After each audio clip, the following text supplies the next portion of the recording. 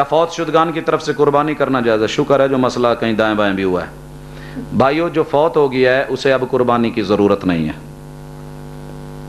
جو فوت ہو گیا اسے قربانی کی ایک صورت میں، وہ شخص قربانی خریدنے کے قابل تھا، جیب میں پیسے تھے، ارادہ تھا کہ عید والے دن خریدوں گا، قربان کر دوں گا، عید پڑی اور فوت ہو گیا، عید پڑی فوت ہو گیا، اس پر قربانی واجب تھی، لہذا اس کے بچے اس کے مال سے قربانی لے کر کے فوت شدگان کے لیے کر دیں گے۔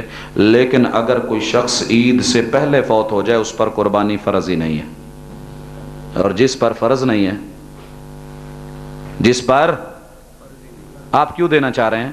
باقی جب آپ اپنی دیں گے تو انشاءاللہ ابو نے اگر تربیت کی ہے تو اس کے کھاتے میں آٹومیٹکلی چلی جائے گی۔